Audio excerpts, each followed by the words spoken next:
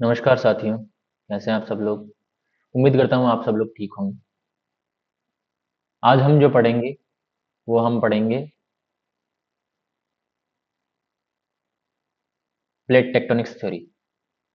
ये जो थ्योरी दी गई है, वो आप लोगों के नेट जेआरएफ के सिलेबस में भी है, प्लस असिस्टेंट प्रोफेसर के सिलेबस में भी। ये जो क्लासेस हैं, वो स्पेशली टारगेट करती है नेट जेआरएफ को। मैं आप लोगों को वो नोट्स पढ़ाऊंगा यहाँ पर, जिन नोट्स को पढ़ करके मैंने नेट जेआरएफ क्वालिफाई किया है, ऑल इंडिया रैंक 99.66 परसेंटाइल के साथ। मेरी क्वालिफिकेशंस आप लोगों के सामने दी गई है। 10th 12th ग्रेजुएशन मैंने यहाँ से की, पोस्ट ग्रेजुएशन मैंने यहाँ से की। मैं यूजीसी नेट जेआरएफ क्वालिफाई हूँ ज्योग्राफी से 2022 में 99.66 परसेंटाइल के साथ, और प्रेजेंट टाइम में मैं पीएचडी कर रहा हूँ गवर्नमेंट लोहिया कॉलेज चूरू राजस्थान से। ठीक है, तो आपको आपके एजुकेटर के बारे में जानने का हक है कि आपको कौन पढ़ा रहा है। ठीक है, तो चलिए इस टॉपिक को हम पढ़ते हैं। ये जो क्लास होगी वो बाइलिंगुअल होगी, दोनों भाषाओं में होगी। हालांकि मैं पढ़ाऊंगा आप लोगों को हिंदी में ही, ठीक है, लेकिन आप लोगों के सामने यहाँ पर नोट्स जो है वो इंग्लिश में भी रहेंगे। ठीक है, तो दोनों भाषाओं में हम कह सकते हैं इसको। और कोशिश करूंगा कि कुछ टर्मिनोलॉजीज जो हैं वो आप लोगों को इंग्लिश में भी पता हो, क्योंकि आप लोग ज्योग्राफी के स्टूडेंट्स हैं। आप लोगों को इजीली समझ में आ जाएंगे ये सारी चीजें। ठीक है, हिंदी में भी दिया हुआ है कंटेंट सारा का सारा।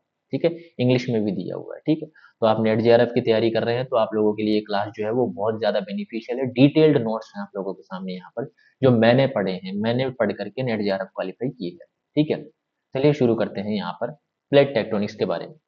देखो, प्लेट क्या होती है, सबसे पहले हम डिवाइड करते हैं इसे, प्लेट क्या होती है। जब हम पृथ्वी की आंतरिक संरचनाएं पढ़ते हैं तो वहां पर हम एक लेयर पढ़ते हैं जिसे हम कहते हैं क्रस्ट। तो जो क्रस्ट होती है, वो क्रस्ट जो है वो बहुत सारे पार्ट्स में डिवाइडेड है। और इन्हीं क्रस्ट में जो है वो बहुत सारे कठोर चट्टानी जो पार्ट हैं, वो अलग अलग पार्ट्स में डिवाइडेड है। उन्हें हम क्या कह देते हैं, प्लेट्स कह देते हैं। तो ध्यान रखना, भूवैज्ञानिक दृष्टि से प्लेट विवर्तनी के सिद्धांत के अनुसार प्लेट जो है वो एक बड़ी कठोर चट्टान की ठोस परत होती है। ध्यान रखना, क्या होती है? कठोर चट्टान की ठोस परत होती है। और टेक्टोनिक्स की अगर मैं बात करूं, टेक्टोनिक्स का शब्द जो है वो ग्रीक मूल शब्द से आया है, जिसका अर्थ होता है निर्माण करना।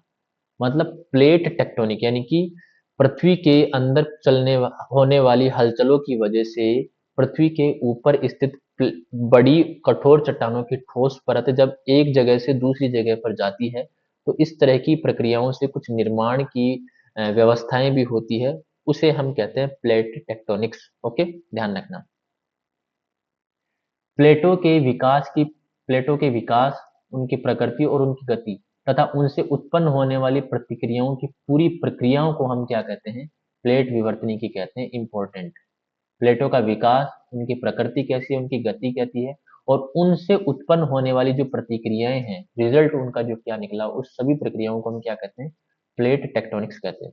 प्लेट विवर्तन के सिद्धांत के अनुसार पृथ्वी की सबसे बाहरी परत जो है वो कई बड़े और छोटे प्लेटों में विभाजित है। प्लेट सिद्धांत के अनुसार पृथ्वी की जो ऊपरी परत है, जिसे हम क्रस्ट कहते हैं, वो बड़े बड़े स्लैब्स और कुछ छोटे छोटे प्लेटों में विभाजित है, जो अधिक गतिशील पदार्थ के ऊपर एक दूसरे के सापेक्ष क्या कर रही हैं? गति कर रही हैं। जो मेंटल है उसके नीचे, उस मेंटल के ऊपर क्या कर रही हैं? वो गति कर रही हैं।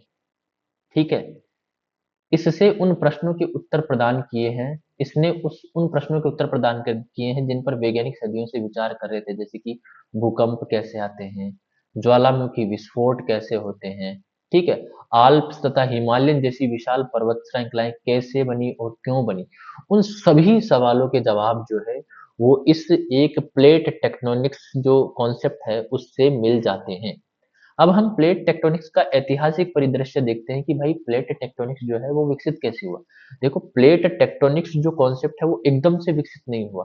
उसके पीछे बहुत सारे कॉन्सेप्ट जो थे वो इंक्लूडेड थे, जिसकी वजह से लास्ट फाइनल में जाकर के आज जो हम देखते हैं प्लेट टेक्टोनिक्स 1968-67 में, वो प्लेट टेक्टोनिक्स कॉन्सेप्ट एग्जिस्टेंस में आया। सबसे पहले हम बात करते हैं यहाँ पर ड्रिफ्टिंग की। सबसे पहले हम बात यहाँ पे क्या करते हैं? ड्रिफ्टिंग की बात करते हैं। हमने कल पढ़ा था कि कॉन्टिनेंटल जो ड्रिफ्ट थ्योरी है वो वैगनर ने दी थी, और वैगनर की जो कॉन्टिनेंटल ड्रिफ्ट थ्योरी थी वो उससे पहले भी बहुत सारी हाइपोथेसिस वगैरह चली थी, ड्रिफ्टिंग हाइपोथेसिस चली थी, जिसको एंटोनियो स्नाइडर ने प्रस्तुत किया था। इसके इसके अलावा continental drift hypothesis F B Taylor ने प्रस्तुत की थी। वो ये सभी काम, इसके अलावा जब उन्होंने इन सिद्धांतों को क्रिटिसाइज किया गया तो यहाँ पर एक सिद्धांत आया जिसका नाम था convectional currents theory. Convectional currents theory के अंदर बताया गया है कि पृथ्वी के अंदर मेंटल प्लूम्स चलती हैं जिसकी वजह से उनके ऊपर जो स्लैब्स होते हैं वो मूव करते हैं, एक दूसरे की तरफ, एक दूसरे से दूर जाते हैं, एक दूसरे से दूर जाते हैं, सी फ्लोर के अंदर एक दूसरे से दूर जाते हैं। इस कॉन्सेप्ट को लेकर के 1961 में एक कॉन्सेप्ट आया जिसे हम कहते हैं सी फ्लोर स्प्रेडिंग। और सी फ्लोर स्प्रेडिंग की तरह से हम ये देखते हैं कि जो सी का जो फ्लोर होता है वो स्प्रेड कर रहा है और जिसकी वजह से जो महाद्वीप है वो एक दूसरे से दूर जा रहे होते हैं और यहाँ पर सी का या ओशंस का निर्माण हो रहा है। एग्जाम्पल के लिए उन्होंने बताया अटलांटिक महासागर। ठीक है, इस तरह से बहुत सारे यहाँ पर कॉन्सेप्ट मिलकर के लास्ट फाइनल में क्या वो निकलता है रिजल्ट, प्लेट टेक्टोनिक्स का यहाँ पर निकलता है। तो ये हिस्ट्री थी आप लोगों के सामने, इस हिस्ट्री को हम लोग यहाँ पर पढ़ते हैं। हालांकि प्लेट विवर्तनिकी के आगमन से पहले की कुछ लोग मानते थे कि वर्तमान महाद्वीप पहले से मौजूद बड़े भूभाग या सुपर कॉन्टिनेंट पेंजिया के टूटे हुए हिस्से हैं, जिसका ग्रीक में अर्थ है सभी भूमि। ठीक है, कुछ लोग मानते थे, ठीक है, कि पेंजिया नाम का एक सुपर कॉन्टिनेंट हुआ हुआ करता था जिससे ये बाद में टूटे हुए। महाद्वीपीय विस्थापन सिद्धांत के अनुसार सुपर कॉन्टिनेंट पेंजिया लगभग 225 से 200 मिलियन वर्ष पहले टूटना शुरू हुआ और अंततः आज के ज्ञात महाद्वीपों में विभाजित ये हो गया है। यहाँ पर एक नाम आता है जो अभी थोड़ी देर पहले हमने पढ़ा था। 1858 में फ्रांसीसी भूगोलवेत्ता एंटोनियो स्नाइडर पेलेग्रिनी ने दो मानचित्र बनाए थे। दो मानचित्र मैंने आप लोगों को पिछली क्लास में दिखाए थे जिनमें उन्होंने यह दर्शाया कि उत्तर और दक्षिण अमेरिका तथा यूरोप और अफ्रीका महाद्वीप कभी एक साथ जुड़े हुए थे और बाद में अलग हो गए थे, जिससे क्या कहा गया, ड्रिफ्ट कहा गया। ड्रिफ्ट हाइपोथेसिस दी गई थी एंटोनियो स्नाइडर ने 1858 में। दोनों मानचित्र बताए थे, कल मैंने आप लोगों को दिखाए थे, आप लोगों को याद होंगे। पेलेग्रिनी ने इससे पहले अब्राहम ओर्टेलियस भी थे। शुरुआत जब क्लास की थी तो अब्राहम ओर्टेलियस का नाम भी मैंने यहाँ पर लिया था। उनके बाद Andrew Edward Hughes, Robert Mantovani, Frank Bursley Taylor और अल्फ्रेड वेगनर जैसे वैज्ञानिक महाद्वीप व्यवस्थापन के प्रारंभिक समर्थक रहे हैं। ध्यान रखना इस चीज को, इतिहास की हम बात करते हैं प्लेट टेक्टोनिक की। अधिकांश भूवैज्ञानिक मानते हैं कि पृथ्वी के 4.6 अरब वर्ष पहले बनने के बाद से इसके आकार में बहुत कम या बिल्कुल भी परिवर्तन नहीं हुआ, जिससे एक महत्वपूर्ण प्रश्न उठता है कि पृथ्वी के आकार में वृद्धि किए बिना महासागरीय रिज के साथ नई भूप्रकृति लगातार कैसे जुड़ सकती है। अधिकांश भूवैज्ञानिक ये मानते हैं कि पृथ्वी जब से बनी है तब से लेकर के आज तक इसके आकार में बहुत ज्यादा या बिल्कुल भी परिवर्तन नहीं हुआ। जैसा शुरुआत के टाइम में थी ये गोल, आज भी प्रेजेंट टाइम में ये गोल ही है, ऑलमोस्ट गोल है, लधवक्ष गोलाभ की आकृति में है। तो ये आकृति जो है वो पहले के टाइम से लेकर के आज के टाइम तक ये सेम क्यों बनी हुई है। सबसे महत्वपूर्ण प्रश्न ये उठता है कि अगर नई प्रॉपर्टी बन रही है तो ये इसका जो आकृति है महासागरीय रिज के साथ, इसकी आकृति में वृद्धि क्यों नहीं हुई। वृद्धि किए बिना महासागरीय रिज के साथ नई भू प्रॉपर्टी लगातार कैसे जुड़ सकती है, इसको भी यहाँ पर देखा गया। ठीक है, इसको देखते हुए क्या कहा गया, एक कॉन्सेप्ट यहाँ पर दिया गया। यह प्रश्न विशेष रूप से प्रिंसटन विश्वविद्यालय के भूवैज्ञानिक थे हैरी हेस, जो नौसेना रिजर्व के रियर एडमिरल भी थे, और यूएस कोस्ट एंड जियोडेटिक सर्वे के वैज्ञानिक रॉबर्ट डी हैरी हेस को आकर्षित करता था कि जिन्होंने 1960 के दशक में पहली बार समुद्र तल प्रसार शब्द का प्रयोग किया। उन्होंने ये प्रश्न किया कि भाई साहब, पृथ्वी पुराने समय से लेकर के प्रेजेंट टाइम तक, मतलब जब से इसका ओरिजिन हुआ तब से लेकर के आज तक इसका जो आकार है, इसकी जो आकृति है वो बदली क्यों नहीं है। ये प्रश्न डॉक्टर हैरी हेस के दिमाग में आया, और इस हैरी हेस के दिमाग में जब ये प्रश्न आया तो यहाँ पर 1960 के दशक में पहली बार उनके दिमाग में समुद्र तल प्रसार शब्द का प्रयोग हुआ और उन्होंने कॉन्सेप्ट दिया सी फ्लोर स्प्रेडिंग। उनके अकॉर्डिंग क्या हुआ कि महासागरीय रिज के सहारे या महासागरीय कटकों के सहारे, एक मिनट,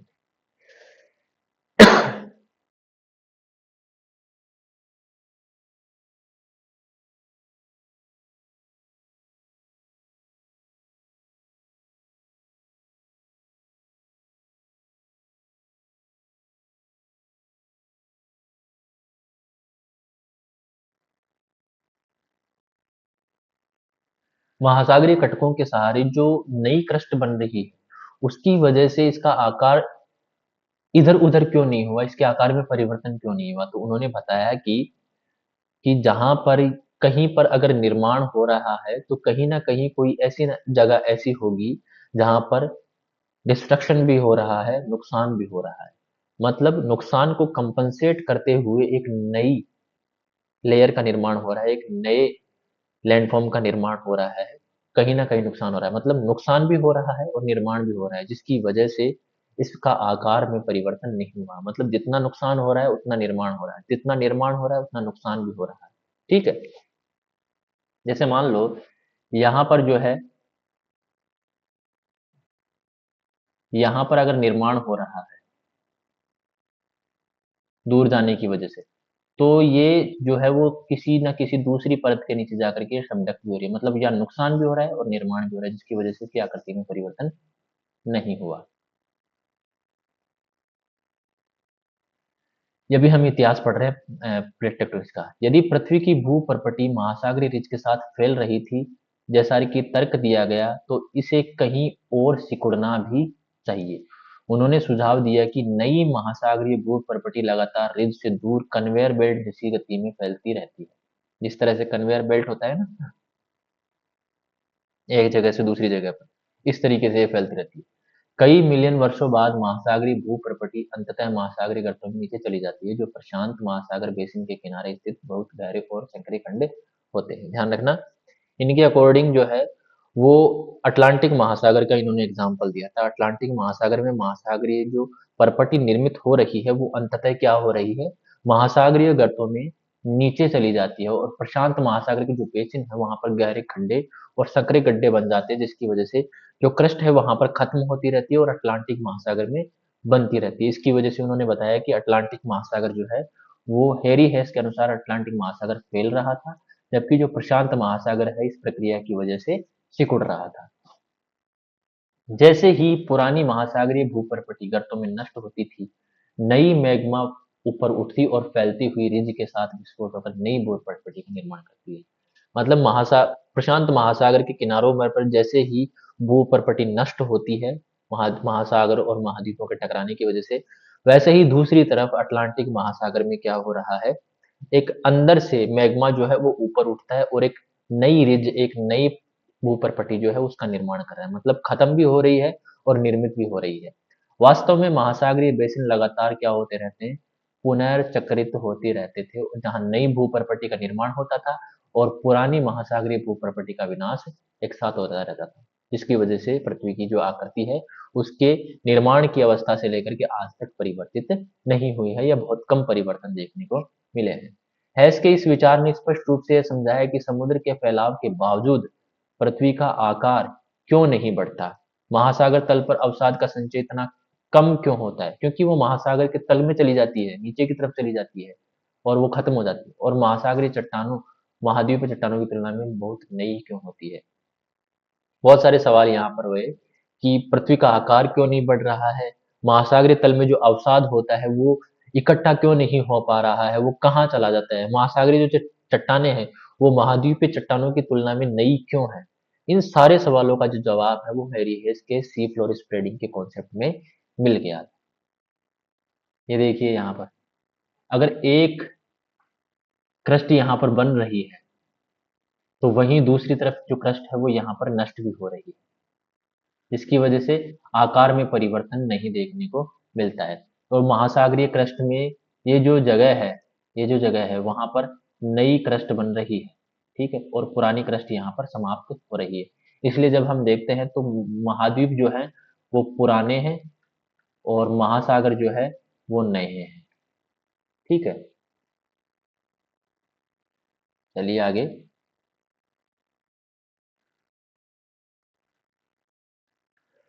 20वीं सदी के दौरान भूकंपीय उपकरणों में सुधार हुआ, सीस्मोग्राफ यहाँ पर बना। दुनिया भर में भूकंप रिकॉर्ड करने वाले उपकरणों के बढ़ते उपयोग ने वैज्ञानिकों को यह समझने में सक्षम बनाया कि भूकंप कुछ विशेष क्षेत्रों में केंद्रित होते हैं, विशेष रूप से महासागरीय गर्तों और फैलती हुई रिज के साथ। भूकंपीय जो उपकरण थे उनका निर्माण हुआ, जिससे ये पता चला कि पूरी पृथ्वी पर भूकंप नहीं आते हैं। भूकंप जो है वो कुछ क्षेत्रों में आते हैं, और कहाँ पर आते हैं? ज्यादातर जो भूकंप आते हैं वहां पर आते हैं जहां पर पृथ्वी में क्रस्ट का जो निर्माण हो रहा है, या तो निर्माण हो रहा है, या फिर कहीं पर जो है वो क्रस्ट जो है वो खत्म हो रही है, वहां पर एक दूसरे से प्लेटें जो है वो टकरा रही है, जिसकी वजह से ये भूकंप आ रहे हैं। ये पता चला है कि पूरी पृथ्वी पर जो है वो भूकंप नहीं है, वो कुछ विशेष क्षेत्रों में ही केंद्रित होते हैं। ठीक है। 1920 के दशक के अंत तक भूकंप वैज्ञानिक कई ऐसे भूकंप क्षेत्रों की पहचान करने लगे थे जो गर्तों के समानांतर होते थे, जो सामान्यतः 36 से 40 डिग्री से 60 डिग्री तक झुके हुए होते थे। ऐसे क्षेत्र कितने झुके हुए होते थे? 36 से 40 से 60 डिग्री झुके हुए होते थे। देखो ये देखो, 40 से 60 डिग्री ये झुके हुए होते थे। 40 से 60 डिग्री ये झुके हुए होते थे, और यहाँ पर जो है वो ऐसे ये वाले जो क्षेत्र होते थे वहां पर भूकंप आते थे। और पृथ्वी के अंदर कई सौ किलोमीटर गहराई तक फैले होते थे, और ये पृथ्वी के अंदर जो है वो कई सौ किलोमीटर की गहराई तक फैले हुए थे।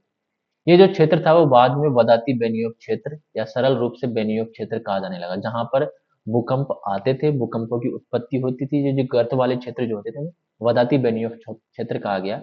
और उस भूकंप वैज्ञानिक के सम्मान में जिसने इसे सबसे पहले पहचाना था, ये जो नाम निकाला गया है वदाती बेनियोग क्षेत्र, ये भूकंप जो वैज्ञानिक थे उसके नाम पर पड़ा है। ठीक है। यद्यपि भूकंप किसी भी स्थान पर किसी भी समय आ सकते हैं, लेकिन इतिहास दर्शाता है कि वे वर्ष दर वर्ष लगभग समान सामान्य पैटर्न में होते हैं। मुख्य रूप से पृथ्वी के तीन बड़े क्षेत्रों में ही ज्यादातर भूकंप आज हमें देखने को मिलते हैं। कौन कौन से? दुनिया की सबसे बड़ी भूकंपीय पट्टी, पहले हम बात करते हैं यहाँ पर। दुनिया की सबसे बड़ी भूकंपीय जो पट्टी है वो परिप्रशांत पट्टी है, यानी कि प्रशांत महासागर के किनारों पर पाई जाती है, जहां हमारे ग्रह के लगभग 81% बड़े भूकंप आते हैं।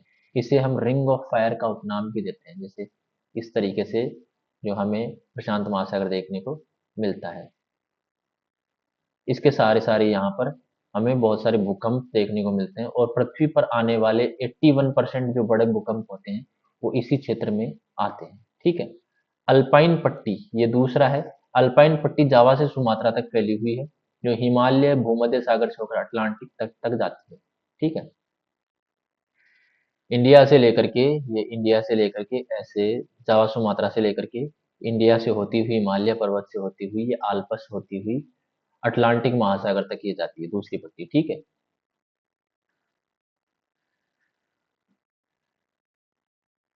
और इस पट्टी में के लगभग 70% बड़े भूकंप, 70% बड़े भूकंपों, 70 नहीं है ये, 17% है। 70 नहीं है ये, मैं इसको हटा देता हूँ यहाँ पर। ये 70 नहीं है, 17% है ये।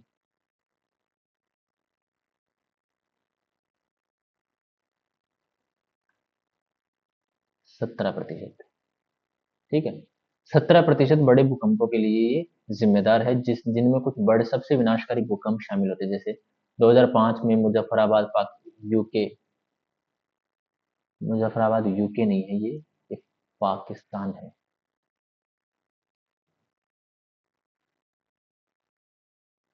मुजफ्फराबाद पाकिस्तान,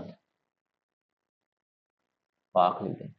भारत में आया, जिसकी तीव्रता थी 7.6 का भूकंप, जिसमें 80,000 से अधिक लोगों की यहाँ पर मृत्यु हुई थी। ये अल्पाइन बेल्ट में ही आया था।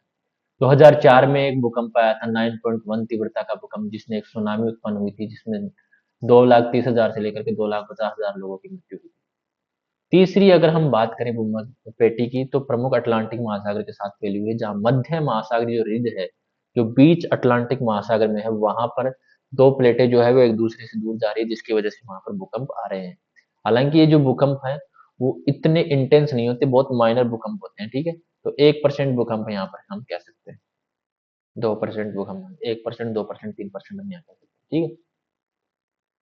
मध्य अटलांटिक का अधिकांश भाग गहरे पानी के नीचे है और मानव विकास से दूर है, लेकिन आइसलैंड जो सीधे मध्य अटलांटिक रिज पर स्थित है, इस यहाँ पर 6.9 तीव्रता के भूकंप का अनुभव किया गया है। ठीक है। अब प्लेट विवर्तन के सिद्धांत का योगदान हम देखते हैं यहाँ पर। प्लेट विवर्तन के सिद्धांत का क्या योगदान है? ठीक है। चलिए, प्लेट विवर्तन के सिद्धांत एक व्यापक सिद्धांत है, हमें पता है, जो विभिन्न स्थल रूपों टेक्टोनिक घटनाओं जैसे कि पर्वत निर्माण हो गया, वलन हो गया जिसे हम फोल्डिंग कह देते हैं, भ्रंशन हो गया जिसे हम फोल्डिंग कह देते हैं, महाद्वीपीय विस्थापन हो गया, ज्वालामुखी घटनाएं हो गई, भूकंप हो गई, आदि सब की व्याख्या करता है एक अकेला सिद्धांत। इतनी सभी टेक्टोनिक घटनाओं और स्थल रूपों की व्याख्या करता है कि पर्वत कैसे बनते हैं, फोल्ड क्या होते हैं, फोल्ड क्या होते हैं, महाद्वीपीय विस्थापन कैसे हुआ, ज्वालामुखी घटनाएं कहाँ होती है, भूकंपीय घटनाएं कहाँ होती है, इन सब का जवाब क्या है, एक सिद्धांत है, प्लेट विवर्तनी के सिद्धांत।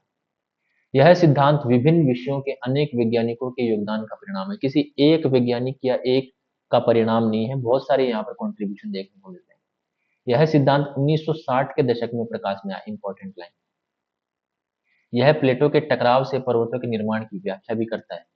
अब तक कुछ प्रमुख और लगभग 20 गौण प्लेटों की पहचान की जा चुकी है। कितनी प्लेटें हैं यहाँ पर? 7 तो मेजर प्लेट्स हैं और 20 के आसपास माइनर प्लेट्स, इनकी पहचान की जा सकती है। जैसे बड़े प्लेटों में यूरेशियन प्लेट हो गया, भारतीय प्लेट हो गया, ऑस्ट्रेलिया, इनके सबके नाम में आगे आप लोगों को बताऊंगा, ठीक है। 1960 में हैरी हेस ने समुद्र तल प्रसार के साक्ष्यों के आधार पर प्लेटों की गति की प्रक्रिया को स्पष्ट किया कि भाई प्लेटों की गति किस तरीके से होती है, वो हैरी हेस ने बताई यहाँ पर। यह उल्लेखनीय है कि प्लेट शब्द का प्रयोग पहली बार कनाडाई भौतिक भूवैज्ञानिक जेटी विल्सन ने 1965 में किया। इंपॉर्टेंट, यहाँ से क्वेश्चन बन चुका है, बहुत बार क्वेश्चन बन चुका है कि प्लेट शब्द की उत्पत्ति किसने की थी या प्लेट शब्द सर्वप्रथम किसने दिया था। तो 1965 में कनाडाई भू भौतिक विज्ञानिता टूजो विल्सन, जिसे हम कह देते हैं टूजो विल्सन, टूजो विल्सन, इन्होंने सबसे पहले प्लेट शब्द की उत्पत्ति या प्लेट शब्द प्रस्तुत किया। इसके अलावा जब हम बात करते हैं प्लेट विवर्तनी के सिद्धांत में, तो दो नाम आते हैं, मैकेंजी और पार्कर। इन्होंने प्लेटों की गति की प्रक्रिया का विस्तृत वर्णन प्रस्तुत किया। ध्यान रखना, प्लेटों की गति की प्रक्रिया का विस्तृत वर्णन किसने प्रस्तुत किया? मैकेंजी और पार्कर ने। इन्होंने क्या किया? पाइवोट स्टोन परिकल्पना प्रस्तुत की थी। इन्होंने मैकेंजी एंड पार्कर ने पाइवोट स्टोन परिकल्पना जो है वो प्रस्तुत की थी, जिसके अकॉर्डिंग महासागरीय भूत प्रॉपर्टी को इन्होंने समान माना है, लेकिन यह गर्तों पर नष्ट भी होती रहती है।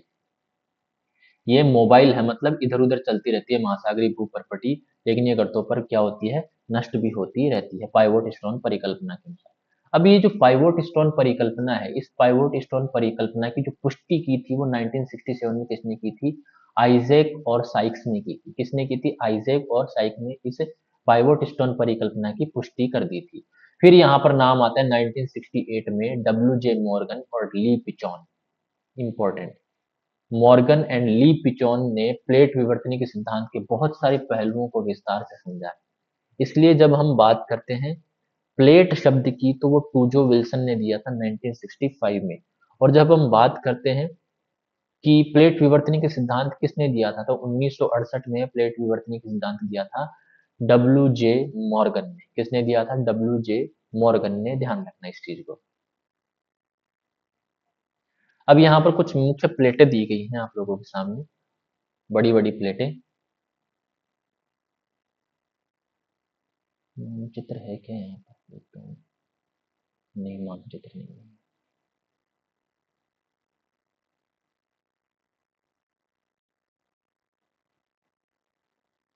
बड़ी बड़ी प्लेटें दी गई हैं यहाँ पर, देखो।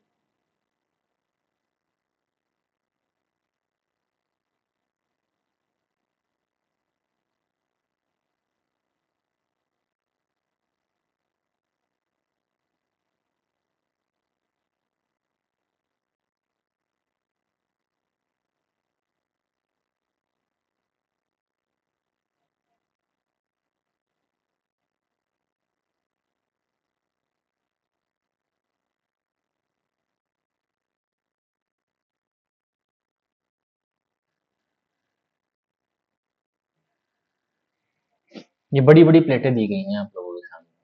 7 प्लेटें बताई गई हैं टोटल, ठीक है।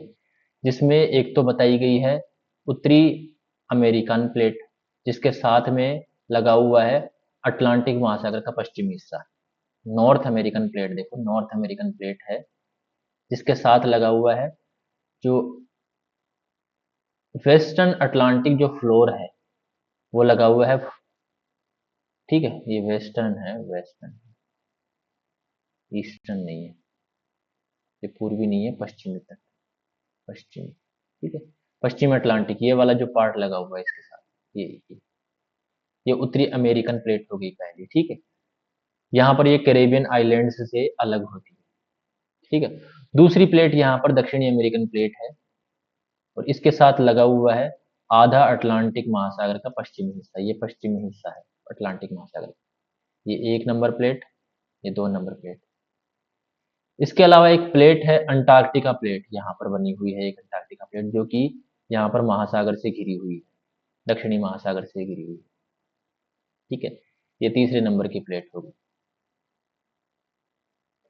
इसके अलावा अगर मैं बात करूं तो एक पूरी प्रशांत महासागरीय प्लेट है, जो कि यहाँ से लेकर के और यहाँ तक इस एरिया में ऐसे फैली हुई है। आधा पार्ट उधर है प्रशांत महासागर का, आधा इधर है, ठीक है। तो ये चौथी नंबर की प्लेट हो गई।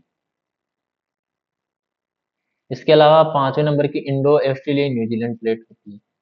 ये यहाँ पर इंडो ऑस्ट्रेलियाई न्यूजीलैंड प्लेट, ये प्लेट है एक,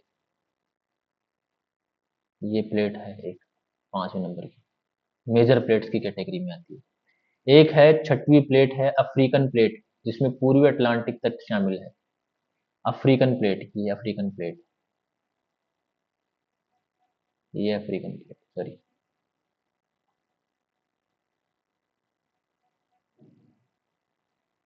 ये अफ्रीकन प्लेट है, इसमें पूर्वी अटलांटिक प्लेट शामिल है। ये छठवीं प्लेट हो गई, और ये बाकी की कौन सी हो गई, सातवीं बड़ी वाली प्लेट हो गई, ये सातवीं यूरेशियन प्लेट जिसे हम कहते हैं, ठीक। तो ये 7 प्लेटों के नाम आप लोगों के सामने हो गई। ये देखिए, पहली है अंटार्कटिका प्लेट, आसपास के महासागरीय प्लेट। दूसरी है उत्तरी अमेरिका प्लेट, जिसमें पश्चिमी अटलांटिक तल कैरिबियन द्वीप प्लेट के साथ दक्षिणी अमेरिका प्लेट से अलग होता है। तीसरी है दक्षिणी अमेरिकन प्लेट, जिसमें पश्चिमी अटलांटिक तल कैरिबियन प्लेट एक सौ सात अमेरिकन प्लेट से अलग होता है। चौथी है प्रशांत महासागरीय प्लेट। पांचवी है इंडो ऑस्ट्रेलिया न्यूजीलैंड प्लेट। छठवीं अफ्रीकी प्लेट, जिसमें पूर्वी अटलांटिक तल शामिल है। और सातवीं है यूरेशियन प्लेट, और छठवीं महासागरीय प्लेट है। इसके अलावा यहाँ पर 20 जो है वो माइनर प्लेट्स भी हैं। देखिए, अगर मैं यहाँ पर बनाऊं,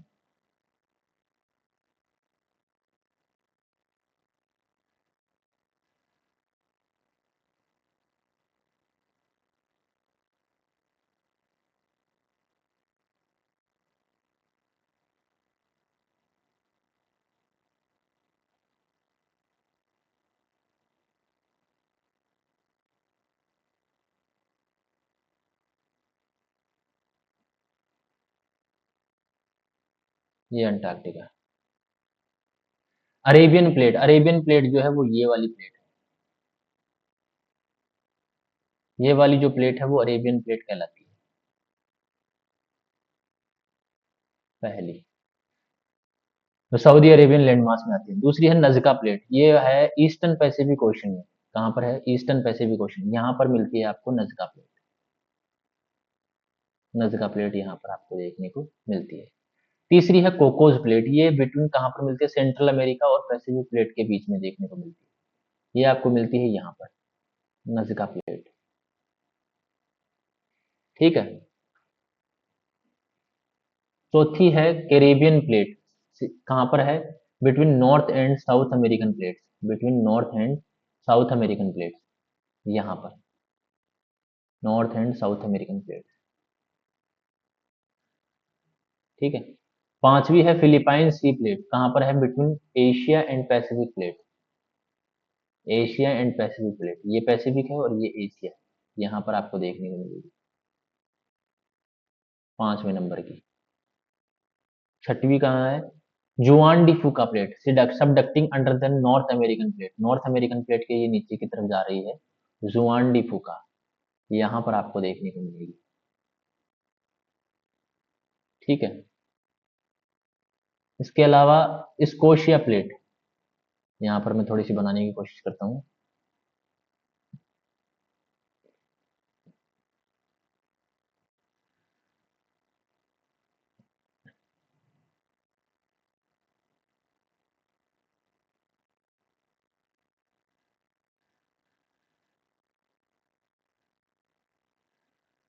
ये गलत हो गया यहाँ पर,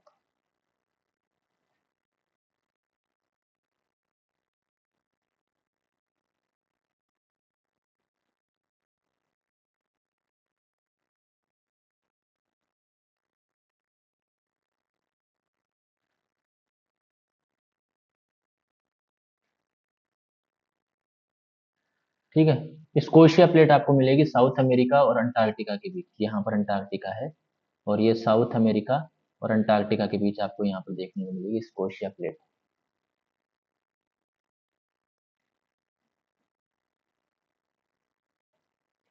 यहाँ पर देखने को मिलेगी स्कोशिया प्लेट। कौन सी है? 7th नंबर की। सोमालियन प्लेट जो आपको देखने को मिलेगी वो ईस्टर्न पार्ट ऑफ अफ्रीका में देखने को मिलेगी, यहाँ पर सोमालियन प्लेट देखने को मिलेगी। ये 8वीं प्लेट होगी।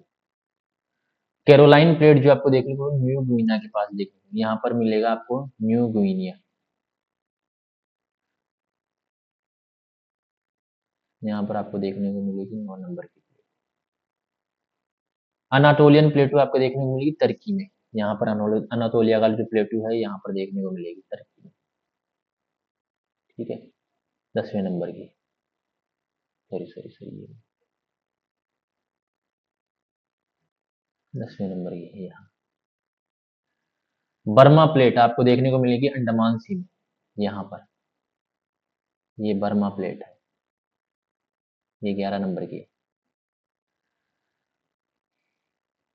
साउथ सैंडविच प्लेट ये स्कोशिया प्लेट के पास मिलेगी, ईस्ट ऑफ स्कोशिया प्लेट, ये स्कोशिया प्लेट का जो ईस्टर्न पार्ट है यहाँ पर देखने को मिलेगी 12 नंबर की प्लेट, जिसे हम कहते हैं साउथ सैंडविच प्लेट।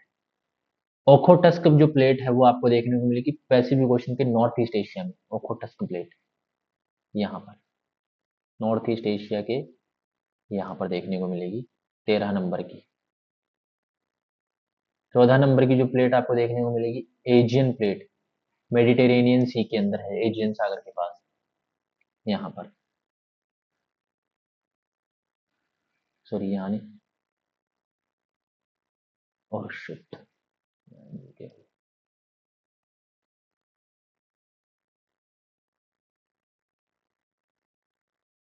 ये देखने को मिलेगी यहाँ, कौन से नंबर की है? 12 13 नंबर 14 नंबर की, ये 14 नंबर की। और 15 नंबर की देखो, ये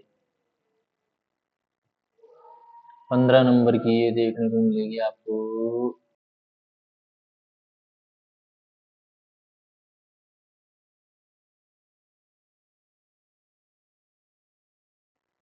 एक मिनट रुकना गाइस।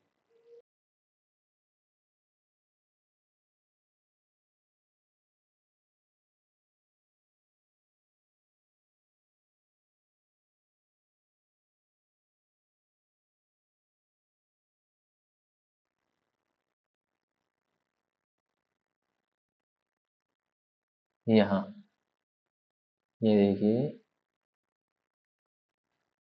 एजियन प्लेट मेडिटेरेनियन सी में होगी। करमाडेक प्लेट न्यूजीलैंड के पास है, करमाडेक, यहाँ पर आपको देखने को मिलेगी करमाडेक, 15 नंबर की।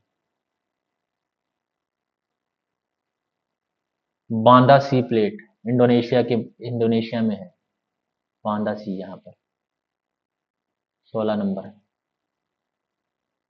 17 number Panama plate, Panama central America में देखने को मिलेगी, यहाँ पर।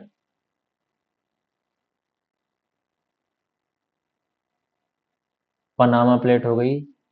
वुडलार्क plate New Guinea, Woodlark plate New Guinea में देखने को मिलेगी, यहाँ पर 18 नंबर की। 19वें नंबर की है कैप्रिकॉर्न प्लेट, इंडियन प्लेट के नीचे मिलेगी कैप्रिकॉर्न प्लेट, यहाँ पर 19 नंबर की। और लास्ट में है फिजी प्लेट, नहीं, नॉर्थ हिस्पैनोलिया प्लेट, ये कैरेबियन प्लेट के पास मिलेगी, नॉर्थ हिस्पैनोलिया, यहाँ पर 20वें नंबर की। ठीक है। एक फिजी प्लेट भी है, फिजी प्लेट ऑस्ट्रेलिया के पास है यहाँ पर। ठीक है, बहुत सारी प्लेट्स हैं, तो ये ध्यान रखना।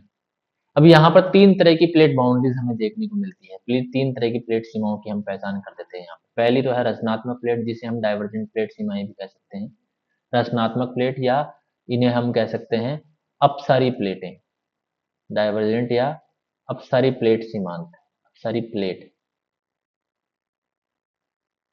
अपसारी प्लेट। दूसरी है विनाशात्मक प्लेट सीमाएं, या जिन्हें हम कह सकते हैं अभिसारी प्लेट सीमाएं, या कन्वर्जेंट प्लेट बाउंड्रीज जिन्हें हम कह सकते हैं। तीसरी है संरक्षित प्लेट सीमाएं या रूपांतरण या transform plate boundaries. Transform plate boundaries जिन्हें हम कह देते हैं। तीन तरह की प्लेट बाउंड्रीज आप लोग ध्यान रखिएगा। देखिए यहाँ पर डाइवर्जेंट प्लेट बाउंड्रीज में दो प्लेट एक दूसरे से दूर जाती हैं। कन्वर्जेंट में दो प्लेट एक दूसरे के नजदीक आती हैं। और ट्रांसफॉर्म में एक दूसरे के पैरेलल चलती हैं, इस तरीके से side by side. Okay.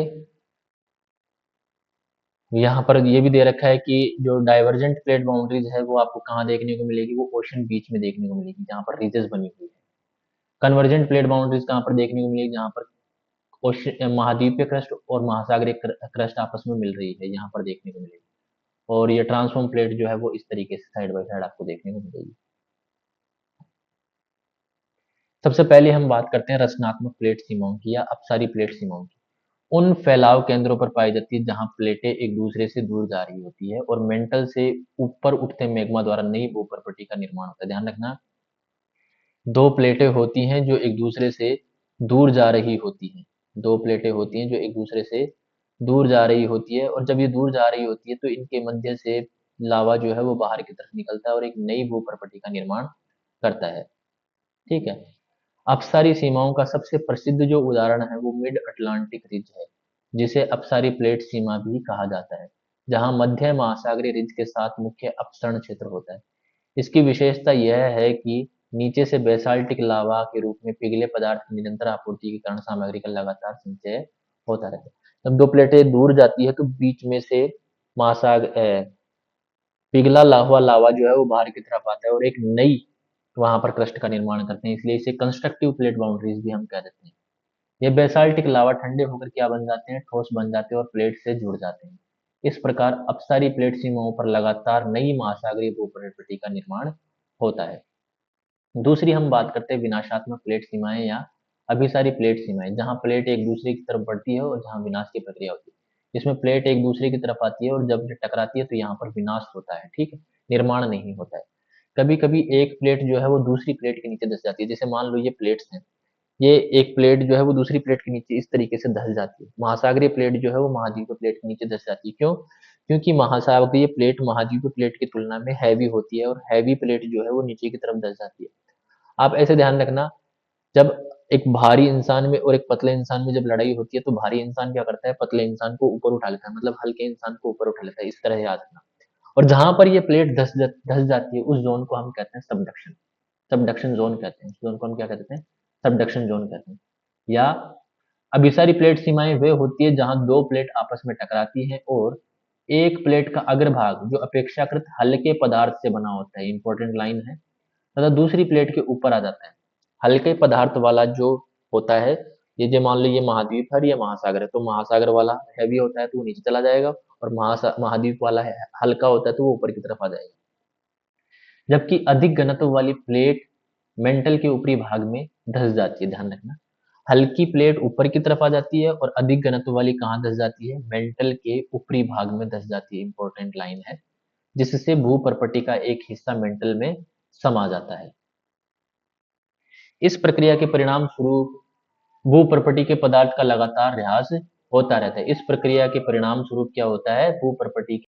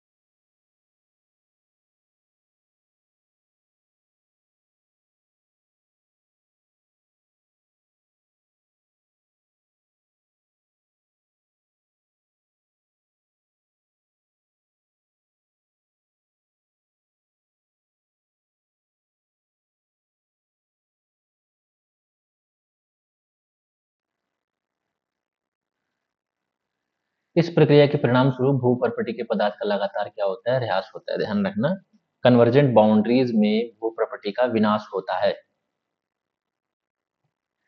Plate सीमाओं का जो अभिसरण होता है वो परिणामी टकराव जो है वो 3 स्थितियों में होता है। एक तरह दो दो महासागरीय प्लेटों में टकराव हो सकता है, एक महासागरीय और एक महाद्वीपीय प्लेटों में टकराव हो सकता है, और दोनों महाद्वीपीय प्लेटों का टकराव हो सकता है। मतलब 3 तरीके से यहाँ पर ये टकराव हो सकता है।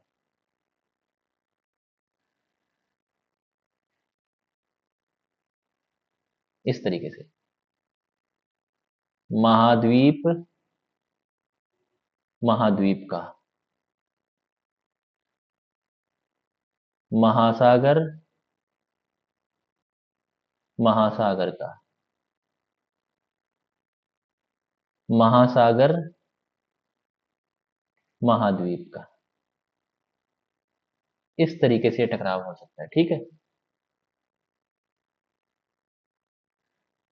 3 तरीके से टकराव हो सकता है।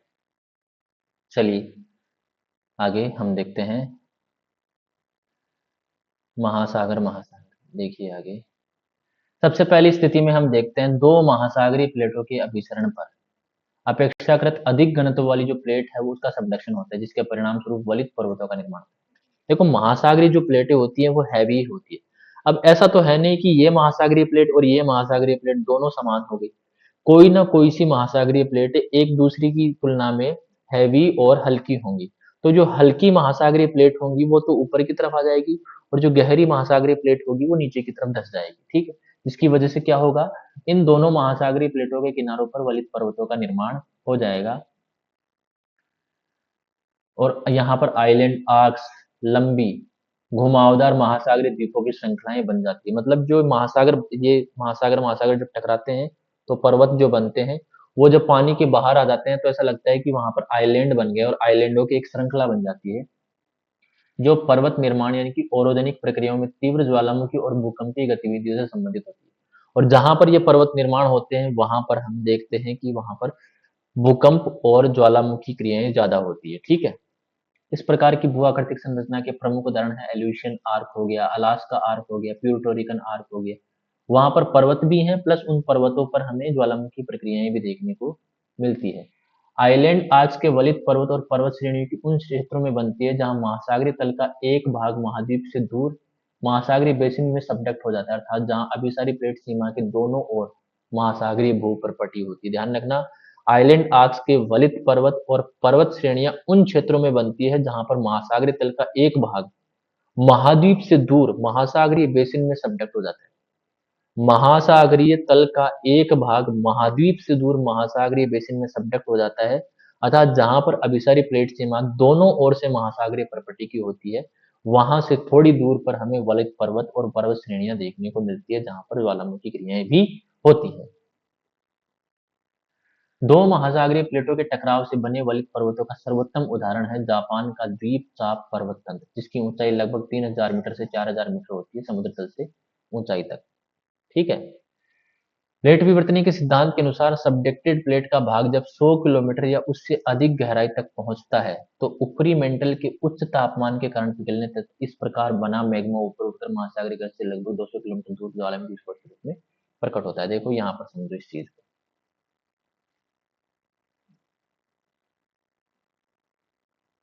जैसे ये एक महासागरीय प्लेट है और ये एक महासागरीय प्लेट है, इधर है महाद्वीप। ठीक है, ये महासागरीय प्लेट क्या हो गई, इस महासागरीय प्लेट के नीचे यहाँ पर दफन हो गई, और ये मेंटल के अंदर जा रही है। ठीक है, अब यहाँ पर ये मेंटल के अंदर चली गई तो यहाँ पर ये पिघल गई, और पिघल करके ये मैग्मा बना, और ये मैग्मा जो है वो ऊपर उठ करके इन पर्वतीय क्षेत्रों में ज्वालामुखी के रूप में विकसित हो जाएगा। ठीक है, 200 किलोमीटर दूर से ज्वालामुखी विस्फोट के रूप में प्रकट होता है। जहां पर सबडक्शन होता है उससे 200 किलोमीटर दूर ज्वालामुखी के रूप में प्रकट होता है, चाहे वो महासागरीय क्षेत्र हो चाहे वो महाद्वीपीय क्षेत्र हो, 200 किलोमीटर दूर ये ज्वालामुखी विस्फोट के रूप में बाहर की तरफ प्रकट होता है। ठीक है, क्योंकि जापान जापान ट्रेंच के बहुत निकट है, इसलिए जापान का पश्चिमी भाग अधिक ज्वालामुखी गतिविधि से प्रभावित रहता है, और यह प्रक्रिया अभी भी जारी है क्योंकि प्रशांत प्लेट लगातार जापान ट्रेंच के साथ महासागरीय भूप्रपट्टी के नीचे सबडक्ट हो रही है। जापान जो है वो वहां पर एक आइलैंड है, उस जापान के पश्चिमी किनारों पर, जो कि जापान ट्रेंच के पश्चिमी भाग में अधिक जो भूकंपीय गतिविधियां होती है वो प्रभावित होता है इसकी वजह से। क्यों? क्योंकि जापान जो है वो अभी भी, उसका जो जापान वाला जो ट्रेंच है उसके साथ महासागरीय भूप्रपट्टी के नीचे सबडक्शन की प्रक्रिया जारी है। दूसरा है महाद्वीप और महासागरीय प्लेटों के अभिसरण की स्थिति। एक तरफ महाद्वीप होगा और एक तरफ महासागर होगा, देखिए इस तरीके से, ये रहा। एक तरफ तो महाद्वीप है ये वाला, दक्षिण अमेरिका वाला, और एक तरफ ये पैसिफिक ओशन, ये महासागरीय प्लेट है। ये दोनों क्या कर रहे हैं, आपस में टकरा रहे हैं, जिसकी वजह से यहाँ पर देखो ये फोल्डेड माउंटेन्स बन गए, और इन फोल्डेड माउंटेन्स की जगह पर वोल्केनिज्म भी हो रहा है, वोल्केनो भी हो रहा है। ठीक है,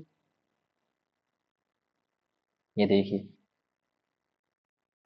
ये उम, पर्वत श्रृंखलाएं बन गई, फोल्डेड माउंटेन, और इन फोल्डेड माउंटेन्स के ऊपर ये देखो वॉल्केनिक प्रक्रियाएं भी हो रही हैं 200 किलोमीटर दूर। ठीक है, क्योंकि ये जो प्लेट है पैसिफिक प्लेट, जो कि हैवी प्लेट थी, वो नीचे की तरफ धस करके यहाँ पर कन्वेक्शन करंट जब ऊपर की तरफ चलती है तो ये मैग्मा ऊपर की तरफ आता है, और यहाँ पर ये ज्वालामुखी प्रक्रियाएं उत्पन्न होती हैं। ठीक है, इन दोनों प्लेटों के टकराव से कॉर्डिलेरा प्रकार के वलित पर्वतों का निर्माण होता है। ध्यान रखना, किस प्रकार के, कॉर्डिलेरा प्रकार के वलित पर्वतों का निर्माण होता है। जैसे उत्तरी अमेरिका के कॉर्डिलेरा, जिससे में रॉकी पर्वत शामिल है। यहाँ पर देखिए दक्षिण अमेरिका में और नाजका प्लेट और साउथ अमेरिकन प्लेट का आपस में टकराव हो रहा है, जिसकी वजह से ये फोल्डेड माउंटेन बना है, एंडीज नाम का। जब एक महाद्वीपीय जब एक महाद्वीपीय और दूसरी महासागरीय प्लेट सबडक्शन या सीमा क्षेत्र के साथ अभिसरण के कारण टकराती हैं, तो महासागरीय प्लेट, जो कि अपेक्षाकृत अधिक घनत्व वाली होती है, वो महाद्वीपीय प्लेट के नीचे जाकर के धंस जाती है, और इस प्रक्रिया के दौरान महाद्वीपीय किनारों पर जमा अवसाद संपीड़न बल के द्वारा दब करके और मुड़ करके वलित पर्वत के रूप में बन जाता है। ठीक है, रॉकी और एंडीज पर्वत प्रशांत महासागरीय प्लेट के अमेरिकी महाद्वीपीय प्लेटों के नीचे सबडक्शन के कारण बने। रॉकीज और जो एंडीज पर्वत है वो प्रशांत महासागरीय प्लेट जब अमेरिकी महाद्वीपीय प्लेटों के नीचे सबडक्ट हुई है उसकी वजह से बने हैं। ठीक है, तीसरा है दो महाद्वीपीय प्लेटों का अभिसरण। इसमें दो महाद्वीपीय प्लेटें होंगी। ठीक है, इस मतलब होगा कि इस तरफ भी महाद्वीप होंगे और इस तरफ भी महाद्वीप होंगे, और इनके वजह से बीच में क्या बनेगा, ये माउंटेन रेंजेस बन जाएगी। जब दो महाद्वीप भूप्रपटी वाली प्लेटें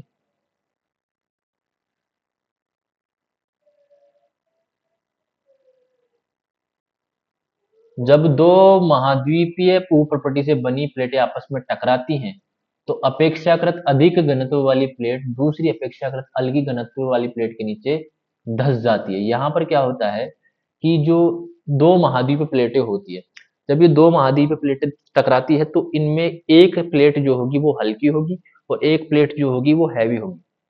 तो हैवी जो प्लेट होती है वो हल्की वाली प्लेट के नीचे क्या हो जाती है, धंस जाती है। ठीक है, यहाँ पर सिंपल सी बात है, देखो एक चीज ध्यान रखना, हैवी प्लेट जो है वो हल्की प्लेट के नीचे धंस जाएगी। ठीक है, कॉन्टिनेंटल क्रस्ट आपस में टकराती है। देखो ये कॉन्टिनेंटल क्रस्ट है जो कि हल्की थी, इसकी वजह से नीचे की तरफ धंस गई, और ये कॉन्टिनेंटल क्रस्ट जो है वो हैवी थी, इसकी वजह से ऊपर उठ गई और यहाँ पर वलित पर्वत बन गए। ठीक है, इसके परिणाम स्वरूप उत्पन्न पार्श्विक संपीड़न बल महाद्वीपीय प्लेटों के किनारों पर जब अवसादों तथा उनके बीच स्थित भू अभिनति जो जियोसिंक्लाइंस है, उनके अवसादों को दबाकर और मोड़कर विस्तृत वलित पर्वतों का निर्माण कर देती है। जो दोनों महाद्वीपों के बीच में जो जियोसिंक्लाइन थी, जो अवसाद थे, उनको दबा करके मोड़ करके विस्तृत बड़े क्षेत्र में वलित पर्वतों का निर्माण कर देती है। जैसे कि यूरोप और एशिया के अल्पाइन पर्वतों की उत्पत्ति को इसी प्रक्रिया के आधार पर अच्छी तरह समझा जा सकता है कि ऊपर की तरफ से तो यूरोपियन लैंड मास आया और नीचे की तरफ से अफ्रीकन और इंडियन जो लैंड मास है वो आया, जिसकी वजह से यहाँ पर हमें अल्पाइन माउंटेन बेल्ट यानी कि आल्पस, कॉकेसस और हिमालयन पर्वत देखने को मिलते हैं। ये दोनों महाद्वीपीय प्लेटों के टकराव की वजह से बने हैं। दो अभिसारी महाद्वीपीय प्लेटों का टकराव प्लेट विवर्तनिकी की एक महत्वपूर्ण प्रक्रिया है। लगभग 70 से 65 मिलियन वर्ष पहले हिमालय के स्थान पर क्या हुआ करता था, टेथिस जियोसिंक्लाइन नामक एक विशाल भू अभिनति क्षेत्र था। क्रिटेशियस युग के दौरान यूरेशियन और अफ्रीकी भारतीय महाद्वीप प्लेटों का अभिसरण हुआ और टकराव हुआ, जिसकी वजह से पार्श्विक संपीड़न बल उत्पन्न हुआ और इसकी वजह से 33 सागर का जो जियोसिंक्लाइन अवसाद था वो दबकर और मुड़कर के हिमालयन पर्वतों में परिवर्तित हो गया। ध्यान रखना। ठीक है, दो प्लेट किनारे हमने पढ़ लिए, कौन कौन से? एक प्लेट किनारा हमने पढ़ा कौन सा? एक प्लेट किनारा हमने पढ़ा डाइवर्जेंट प्लेट बाउंड्री। दूसरा हमने पढ़ा convergent plate boundary. Convergent plate boundaries के तीन टाइप हमने पढ़े, oceanic oceanic oceanic continental, continental continental मतलब महासागरीय महासागरीय, दूसरा महाद्वीपीय महासागरीय और तीसरा महाद्वीपीय महाद्वीपीय है, हमने पढ़ा।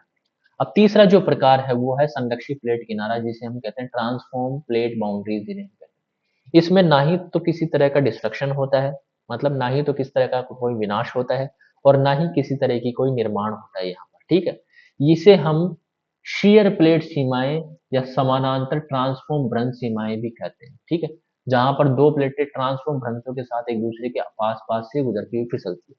ठीक है, इस तरीके से ये प्लेट बाउंड्रीज जो है वो वर्क करती है। एक इस तरफ जाएगी तो दूसरी इस तरफ जाएगी। ठीक है, अगर इस तरीके से नहीं होगा तो इस तरीके से होगा, एक इस तरफ जाएगी तो दूसरी इस तरफ जाएगी। ठीक है, इन्हें संरक्षी इसलिए कहा जाता है क्योंकि इनमें भू प्रॉपर्टी का ना ही तो निर्माण होता है और ना ही विनाश होता है। इंपॉर्टेंट, ये भी इंपॉर्टेंट है। ठीक है, इस प्रकार की स्थिति की प्रमुख टेक्टोनिक अभिव्यक्ति ट्रांसफॉर्म भ्रंशों का निर्माण करती है। जो ट्रांसफॉर्म जो भ्रंश होते हैं उनका निर्माण करती है इस प्रकार की टेक्टोनिक गतिविधि, जो सामान्यतः है प्लेटों की दिशा की गति की दिशा के समानांतर चलते हैं। ध्यान रखें, जिस तरफ प्लेट की दिशा होगी, जिस तरफ प्लेट गति कर रही होगी उसी के समानांतर ये भ्रंश होती है। ठीक है, ट्रांसफॉर्म जो भ्रंश होती है वो मध्य महासागरीय रिज को विस्थापित करती है। इंपॉर्टेंट लाइन, जहां पर हम मध्य महासागरीय रिजों की बात करते हैं, जैसे मध्य अटलांटिक जो कटक हो गई उसकी हम बात करते हैं, तो उसमें भी बहुत सारी हमें ट्रांसफॉर्म भ्रंश देखने को मिलती है। क्यों? क्योंकि अगर एक प्लेट सीधी बिल्कुल एकदम करेक्ट तरीके से मूव करती है तो ये नहीं बनेगी, लेकिन हर एक जगह पर अलग अलग जगह पर इन प्लेटों की गति अलग अलग होती है, जिसकी वजह से ये ट्रांसफॉर्म भ्रंश वहां पर बन जाते हैं। महासागरीय ट्रांसफॉर्म भ्रंशों के अलावा महाद्वीपीय ट्रांसफॉर्म भ्रंश भी होते हैं, जैसे कि एक है सैन एंड्रियान्स भ्रंश, कहाँ पर है?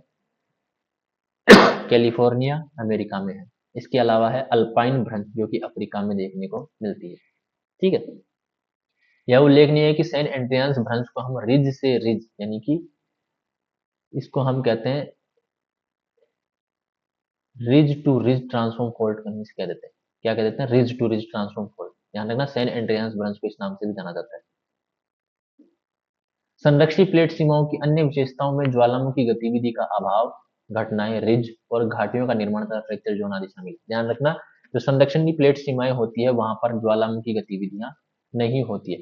हालांकि ये भूकंप आते हैं लेकिन बहुत कम लेवल के भूकंप आते हैं, रिजेस बनती है वहां पर और घाटियों का निर्माण होता है, फ्रैक्चर जोन बन जाते हैं। ठीक है, अब नेक्स्ट टॉपिक है हॉटस्पॉट। हॉटस्पॉट ये प्लेटों में नहीं होती हैं, प्लेटों के सॉरी ये प्लेटों के किनारों पर ना होकर के प्लेटों के बीच में होते हैं। अधिकांश भूकंप और ज्वालामुखी विस्फोट प्लेट सीमाओं के पास होते हैं, ये हमें पता है। डाइवर्जेंट प्लेट बाउंड्रीज के पास ज्वालामुखी विस्फोट होंगे और हल्के भूकंप आएंगे। अभिसारी बीज सीमाओं के पास बहुत भयंकर भूकंप आएंगे और बहुत भयंकर ज्वालामुखी विस्फोट होंगी। उदाहरण के लिए परी प्रशांत श्रृंखला। लेकिन यहाँ पर कुछ अपवाद भी होते हैं, लेकिन यहाँ पर क्या होते हैं? कुछ अपवाद भी होते हैं, और ये अपवाद जो होते हैं वो प्लेटों के बीच में होते हैं। जैसे मान लो ये प्लेटों के बीच में यहाँ पर होंगे, यहाँ पर होंगे, यहाँ पर होंगे, प्लेट किनारों पर नहीं होंगे। ठीक है, उदाहरण के लिए हवाई द्वीप, उदाहरण के लिए हवाई द्वीप पूरी तरह ज्वालामुखी उत्पत्ति के है और यहाँ पर किसी भी तरह का कोई प्लेट सीमा नहीं है। ये निकटतम प्लेट सीमा से लगभग 3200 किलोमीटर से अधिक दूर प्रशांत महासागर के मध्य, कहीं पर कोई प्लेट सीमा नहीं है, फिर भी यहाँ पर ज्वालामुखी विस्फोट होते हैं, ज्वालामुखी उत्पत्ति होती है। 1963 में जेटी विल्सन, जो टूजो विल्सन हमने पढ़ा था, एक कनाडाई भूभौतिक विज्ञानी थे, ने एक महत्वपूर्ण विचार प्रस्तुत किया जिसे हॉटस्पॉट सिद्धांत के नाम से जाना जाता है। इंपॉर्टेंट, हॉटस्पॉट सिद्धांत किसने प्रस्तुत किया? जेटी विल्सन या टूजो विल्सन ने 1916 में प्रस्तुत किया। विल्सन ने यह देखा कि दुनिया के कुछ स्थानों पर जैसे कि हवाई के ज्वालामुखी बहुत लंबे समय से सक्रिय रहे हैं। यह तभी संभव है जब प्लेटों के नीचे एक अपेक्षाकृत छोटा, दीर्घकालिक और अत्यधिक गर्म क्षेत्र हो जिसे हॉटस्पॉट कहा जाता है और उच्च तापीय ऊर्जा का स्थानीय स्रोत थर्मल प्लूम प्रदान करता है और ज्वालामुखियों को सक्रिय बनाए रखता है। एक क्षेत्र होता है, जैसे मान लो ये एक क्षेत्र है। अब इसके ऊपर से प्लेट जब गति करती है तो जहां जहां पर ये प्लेट का सीमा इसके टच होगी वहां वहां पर ये मेंटल प्लूम एक्टिव होकर के और क्या बनाएगी, ये हॉटस्पॉट बनाएगी और ये इस तरह से यहाँ पर इसके ऊपर जो है वो एक पर्वतों की एक श्रृंखला, ज्वालामुखी पर्वतों की एक श्रृंखला बन जाएगी। ठीक है। विशेष रूप से विल्सन ने परिकल्पना की कि हवाई द्वीप एम्परर सीमोन श्रृंखला का विशिष्ट रैखिक आकार प्रशांत प्लेट के एक विशाल स्थिर हॉटस्पॉट के ऊपर से गुजरने के कारण बना, जो वर्तमान हवाई द्वीप के नीचे मेंटल में स्थित है। देखो, विल्सन ने एक परिकल्पना की थी कि हवाई द्वीप से लेकर के एम्परर सीमोन जो श्रृंखला है वो विशिष्ट रैखिक आकार की प्रशांत प्लेट के एक विशाल स्थिर हॉटस्पॉट के ऊपर गुजरने से बनी है। कैसे? जैसे मान लो प्रशांत जो प्लेट है वो इस तरीके से जा रही है, तो वो प्लेट क्या होगी, इस तरीके से आगे की तरफ जाती जाएगी, आती जाती जाएगी जाती और उसके ऊपर महाद्वीप और आइलैंड्स बनते चले जाएंगे, सॉरी, आइलैंड्स बनते चले जाएंगे और श्रृंखला, पर्वत श्रृंखलाएं बनती चली जाएगी। देखो यहाँ पर देखो, ये देखो हॉटस्पॉट यहाँ पर है, लेकिन ये महासागर की जो प्लेट है ना वो यहाँ से होती हुई पीछे से यहाँ से चलती हुई आई थी, यहाँ से चलती हुई आई थी और इसके ऊपर से गुजरती हुई ऐसे, जैसे ही यहाँ पर पहुंची हॉटस्पॉट से ज्वालामुखी निर्मित हुआ। लेकिन जैसे ही ये हॉटस्पॉट, ये जो स्थान है प्लेट है वो आगे की तरफ बढ़ी तो ये ज्वालामुखी वाला जो पार्ट था वो पर्वत के रूप में यहाँ आगे की तरफ बढ़ता चला गया और ये हॉटस्पॉट आज भी एक्टिव है। इस तरह से देखो यहाँ पर ये हिमालय हवाईयन जो चेन चेन है वो इस तरीके से बनी हुई है, एम्परर चेन, हवाईयन चेन, बीच में बैंड भी आया हुआ है क्योंकि ऐसे जाती जाती जाती जाती ये प्लेट ऐसे मुड़ गई, जिसकी वजह से देखो यहाँ पर ये आइलैंड आर्क्स भी बन गए ना। यहाँ पर ये देखो ये आइलैंड है, कमचटका आइलैंड आर्क्स बना हुआ है। ठीक है, ध्यान रखना इस चीज को। हॉटस्पॉट एक होता है, उसके ऊपर से गुजरती है प्लेट और जैसे जैसे गुजरती है वैसे वैसे पर्वतों की एक श्रृंखला बन जाती है। हॉटस्पॉट से उत्पन्न ऊष्मा ने ऊपर स्थित लिथोस्फीयर को आंशिक रूप से पिघलाकर मैग्मा का एक निरंतर स्रोत उत्पन्न कर दिया। हॉटस्पॉट बहुत ज्यादा गर्म होते हैं जिसकी वजह से जो लिथोस्फेरिक जो प्लेट होती है वो पिघल जाती है और वहां पर एक निरंतर सोर्स बना रहता है जिसे हम हॉटस्पॉट कह देते हैं। मैग्मा जो आसपास की ठोस चट्टानों की तुलना में हल्का होता है, ऊपर उठकर समुद्र तल पर विस्फोट करता है और एक सक्रिय सी माउंट का निर्माण वहां पर कर देता है। ध्यान रखना, समय के साथ साथ क्या होता है, लगातार विस्फोट के कारण सी माउंट बढ़ता है और अंततः समुद्र तल से ऊपर निकल करके एक द्वीपीय ज्वालामुखी बन जाता है जो कि हवाईयन बना हुआ है।